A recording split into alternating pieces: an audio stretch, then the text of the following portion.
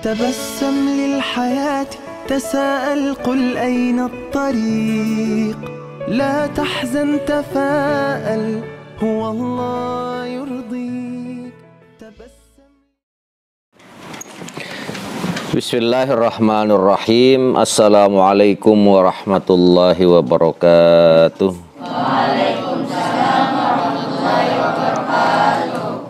Alhamdulillahi rabbil alamin. Wassalatu wassalamu ala sayyidil mursalin sayyidina wa maulana Muhammadin wa ala alihi wa sahbihi wasallam ajma'in. Amma ba'd. Anak-anakku sekalian, malam ini di malam Sabtu, malam rutinitas pengajian kita, bahasan pada kitab Riyadhus Shalihin. Dan malam hari ini kita masih tetap membahas masalah sabar. Mudah-mudahan kita senantiasa selalu diberikan kesabaran oleh Allah Subhanahu wa ta'ala. Kita di dalam menjalani kehidupan dunia ini, maka dalam kehidupan ini kita tidak pernah luput dari berbagai macam ujian, dari berbagai macam musibah. Dan itu sunnatullah, dan itu adalah ketentuan yang datang dari Allah. Ada musibah yang sifatnya ringan, enteng, ada yang sedang, dan ada juga musibah yang Allah timpahkan kepada kita, kepada manusia, dan musibah itu terlalu berat. Nah, dari berbagai macam musibah yang Allah berikan kepada kita, disitulah kita diuji sampai di mana sifat kesabaran kita untuk menghadapi berbagai macam ujian dan musibah. Ada satu hadis yang diriwayatkan dari Anas radhiyallahu taala anhu, bahwa Nabi kita Muhammad sallallahu alaihi wasallam beliau pernah bersabda, kata beliau, la yatamannayanna ahadukum al mauta lidurrin asabahu. Nggak boleh, tidak boleh seseorang dari kalian, tidak boleh seseorang dari kita ini ngarep mati ketika kita mendapatkan ujian dan mendapatkan musibah. Tadi udah kita katakan bahwa ketika Allah memberikan musibah, ada yang musibahnya ringan, kecil, enteng, ada yang sedang, dan ada pula yang kita rasakan musibah itu terlalu berat. Nah, apapun jenis musibah yang Allah berikan kepada kita, maka sama sekali kita tidak boleh ngarep mati. Ya Allah, saya mah mati aja dah. Enggak kuat saya ya Allah nahan musibah ini. Enggak kuat ya Allah saya nahan ujian hidup ini. Saya mah mendingan mati aja, mati dah saya ya Allah. Ngarep apa? Ngarep mati. Sungguh teramat cemen. Sungguh teramat cemen ketika seorang remaja pemuda putus cinta, ngarep mati. Tolol gak itu? Tolol. Iya. Yang lelaki putus cinta, gue mati dah, gue mau daripada jauh sama lu, ya Allah, gue udah kagak tahan, ya Allah, nggak kuat ini, ya Allah, Maimunah, ya Allah, kayak apa? Cemen itu, laki-laki cemen. Harusnya kalian itu punya prinsip mati satu, tumbuh itu, jadi cowok kayak begitu tuh, jadi laki-laki mah. Tiba Maimunah aja lu pakai celeng. Sama anak cewek juga kayak gitu. Nggak boleh. Pacaran, kenalan, ta'arufan, deket, tahu-tahu Pacarnya berpaling kepada yang lain.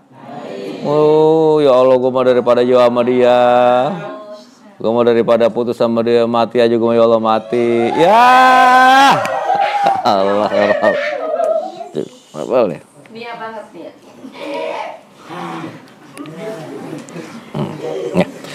Maka apapun musibah yang melanda diri kita, yang menerpa diri kita, seberat apapun itu musibah, kita tidak boleh dan jangan pernah sekali-kali mengharapkan mati. Nah, ini dia. Lalu apa kata Nabi? Fa in kana la budda fa'ilan falyakul. Dan kalaupun sungguh sudah terpaksa banget, sudah tidak ada jalan lain, tidak ada jalan keluar, falyakul kata Nabi, maka memohon, berdoa dan memintalah kepada Allah, Allahumma ahyini maka natil hayatu khairan li wa tawaffani idza kanatil wafatu khairan, muttafaqun alaih. Nah, kalau sudah nggak ada jalan keluar, sudah tidak ada solusi, kita tidak boleh putus asa, tetap kita tidak boleh mengharapkan mati, tapi memohon dan meminta, berdoalah kepada Allah, ya Allah hidupkanlah aku ya Allah jika memang hidup itu baik buat aku, dan matikanlah aku jika memang mati itu baik buat Ini langkah terakhir. Kalau sudah tidak ada solusi dan tidak ada jalan keluar, tapi bukan dengan cara bunuh diri, nggak boleh, haram. Bunuh diri itu haram. Nah, dari hadis ini kita ambil pelajaran buat kita bahwa seberat apapun musibah yang melanda diri kita, yang pertama kita tidak boleh putus asa. Dan yang kedua, jangan sekali-kali dengan gara-gara musibah kita ngarep-ngarep mati. Cemen. Jadi laki-laki nggak boleh cemen. Jadi laki-laki harus gentle. Kayak kalian ini, santri-santri kiai ini. Lihat. Dari yang mulai gamis merah, baju hitam, sampai penghujung sana yang duduk senderan berpeci putih. Enggak ada satu kiai, satu santri kiai pun yang laki-laki ini yang kagak jelek. Jadi semuanya jelek semuanya. Jelek. Wajarlah kalau diri kalian dijauhkan oleh wanita-wanita cantik seperti ini. Iya tuh, santri kiai yang wanita-wanita, Masya Allah, wajahnya bersinar, auranya keluar. Lihat, wajar kalau santri kiai yang wanita ini diperebutkan oleh sejuta umat. Tapi pengeretan.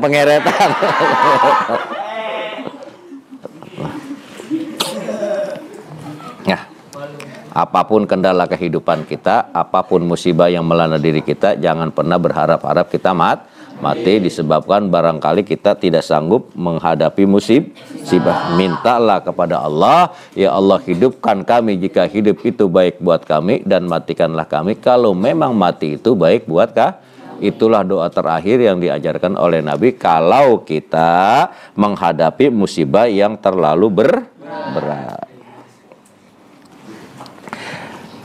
Nah, masih hadis yang diriwayatkan dari Sayyidina Anas radhiyallahu taala anhu, qala Rasulullah sallallahu alaihi wasallam, "Idza aradallahu bi 'abdihi al-khaira,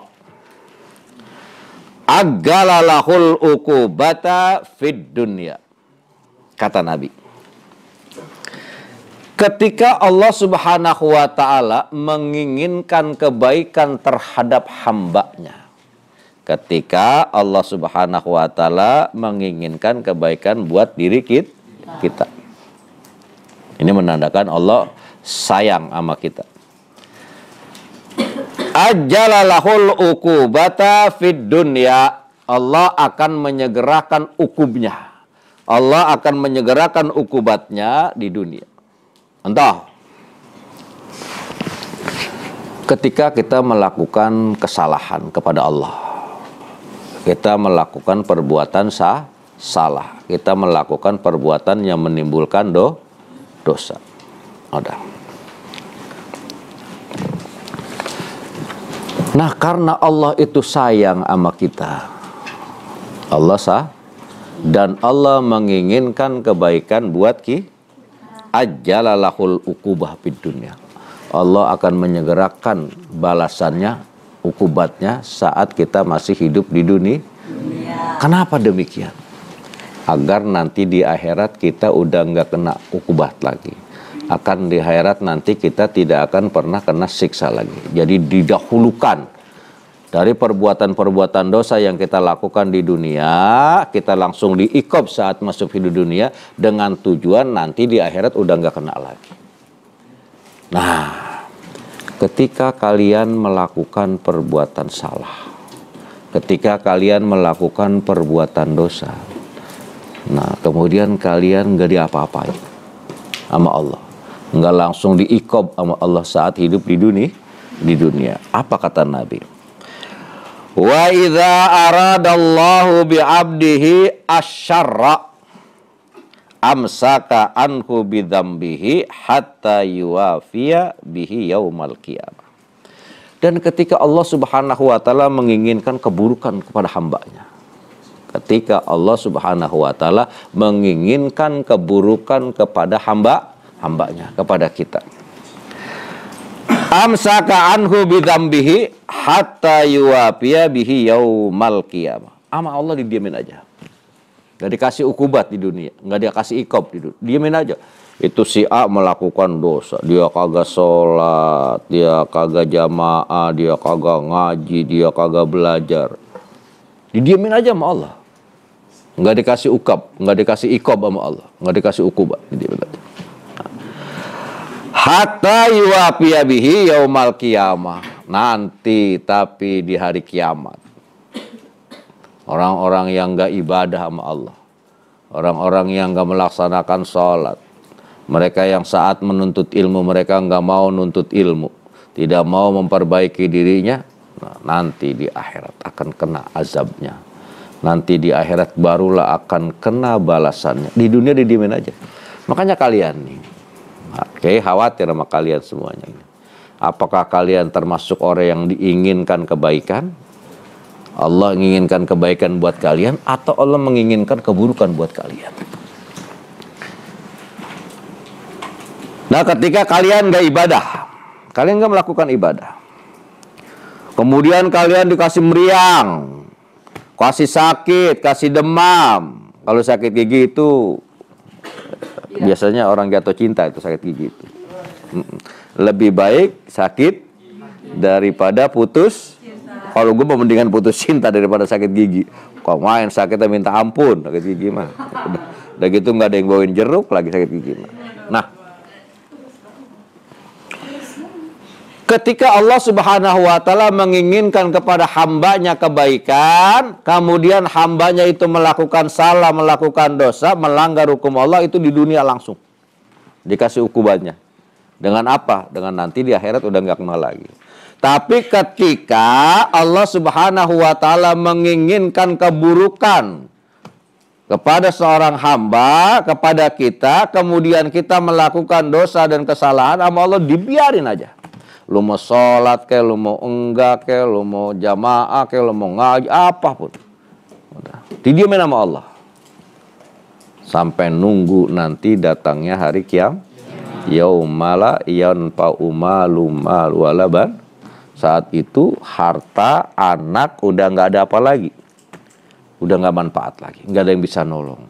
Nah, untuk itulah kalian, kita ini introspeksi di diri. Apakah Allah yang menginginkan kebaikan buat kita? Apakah Allah menginginkan keburukan buat kita? Nah, kalau kita ngelanggar hukum Allah, kita nggak sholat, nggak ibadah, kemudian Allah ikob saat hidup di dunia, itu pertanda bahwa Allah sayang sama kita.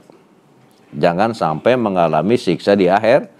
Tapi kalau kita nggak ibadah, nggak sholat, nggak berbuat baik, kemudian nama Allah dibiarin aja, itu menandakan Allah menginginkan keburukan sama kita. Nauzubillahi min Di dunia kita dibiarkan tidak kena iqab, tapi nanti di akhirat kita akan terkena berbagai macam siksa dan azab Allah.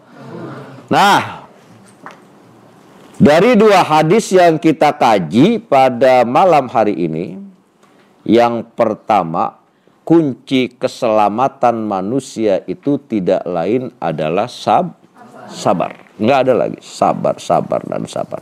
Dan sabar itu nggak ada batasnya. Banyak orang yang bilang, udah habis apa? Udah habis sabar. Sabar mah nggak ada habisnya. Ini sabar ini mati, lahir lagi namanya sabar. Ada nggak tuh? Ntar sabar ini hilang, ada lagi sabar di sono. Banyak sabar mah nggak ada habisnya.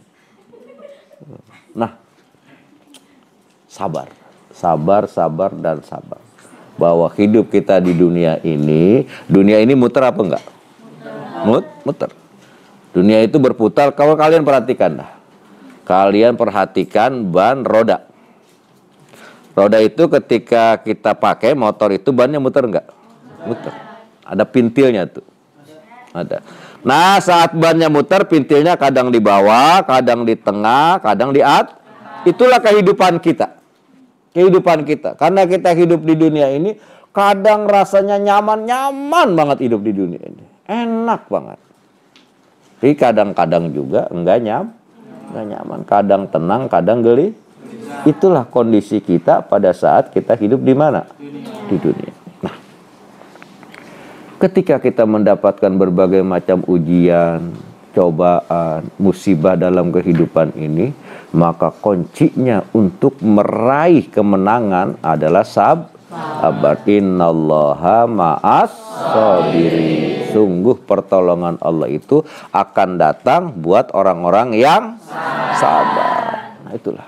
Minta, mohon kepada Allah agar diberikan apa? Agar diberikan sifat kesabaran untuk bisa menghadapi berbagai macam ujian. Termasuk ujian yang paling kecil adalah ujian putus cinta. Ujian paling kecil tuh putus cinta tuh. Makanya. Jadi jangan sedih. Dulu nih, ini kayak cerita doang nih ya, cerita.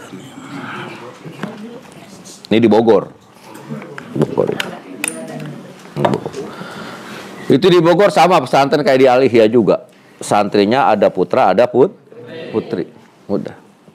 Sama ceweknya makan senampan rame-rame, cowoknya makan rame-rame. Udah. Satu sekolah, satu lembaga. Ini di Bogor nih ya, bukan di sini. Tahu-tahu itu santri bedemenan, tahu lu bedemenan? Hah? Saling jatuh bukan main, udah kayak siapa ya? Rojali sama Julaiha. Udah bedemenan dia sudah.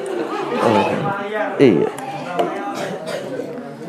Entah kendala apa, entah apa yang terjadi, putus. Itu cowok diputusin sama ceweknya. Ya Allah, itu cowok cemennya 12 setan. Ngadu sama emaknya, ngadu sama bapaknya. Ma, pokoknya saya nggak mau di pesantren, Ma. Pokoknya Pak, saya udah ngebetah di asrama. Udah. Alasannya apa? Bukan putus cinta, dia malu sama emaknya, ngadu. Malu. Udah. Alasannya mah berbeda-beda, bermacam-macam. Nggak betah. Oh, ternyata ketidakbetahannya di asrama itu gara-gara apa? Cemen nggak kalau begitu? Wah, kan main. Lu jangan makan nasi, abu gosok lu makan kalau yang begitu. Cemen jadi laki-laki yang begitu mah, jangan. Udah. Begini kalau jadi anak laki nih, dengerin nih. Lu boleh mutusin gue ya. Lu kira cuman lu cewek yang cantik? Lihat di kolong jembatan banyak yang lebih cantik. Jangan cemen gara-gara putus aja. Sama lu juga anak cewek.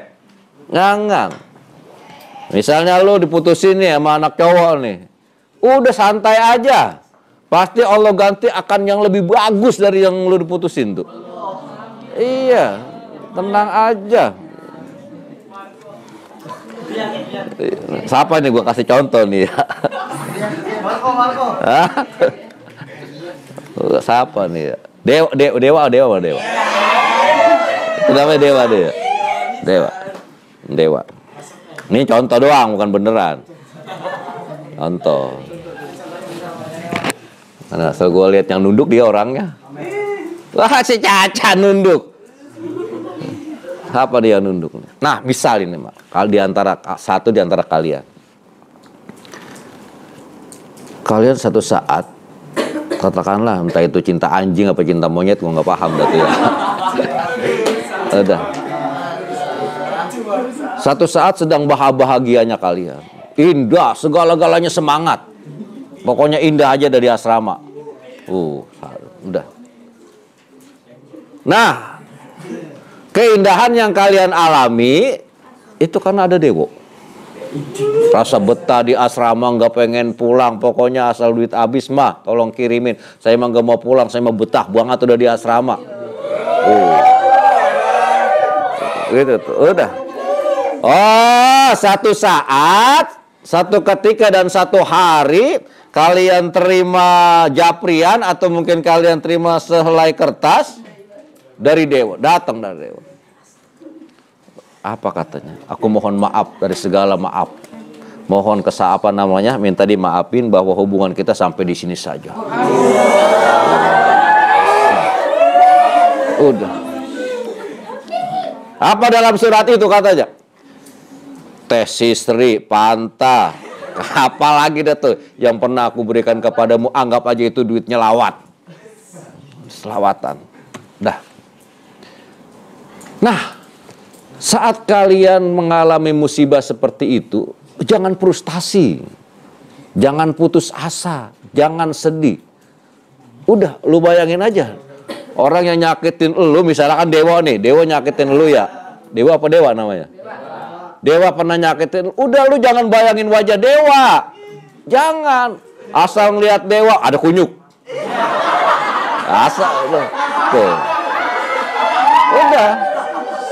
Asal lu baca surat keputusan dari dia, surat dari kunyuk. Pokoknya kunyuk aja kunyuk. Lama-lama lu senang gak sama kunyuk? Hah? Kagak, itu akhirnya apa? Udah hilang rasa cinta lu, rasa sayang lu, udah lu ganti. Jangan Dewa lagi tapi apa? Udah sama kunyuk, lu gede sama kunyuk udah. Tuh, udah. Nah, untuk itulah hidup kita pasti akan menerima ujian, dalam hidup kita pasti akan menerima cobaan. Nah, segala ujian dan cobaan jika mampu kita hadapi dengan kesabaran, maka sesungguhnya kemenanganlah yang akan kita raih dan kita dapatkan. Wassalamualaikum warahmatullahi wabarakatuh.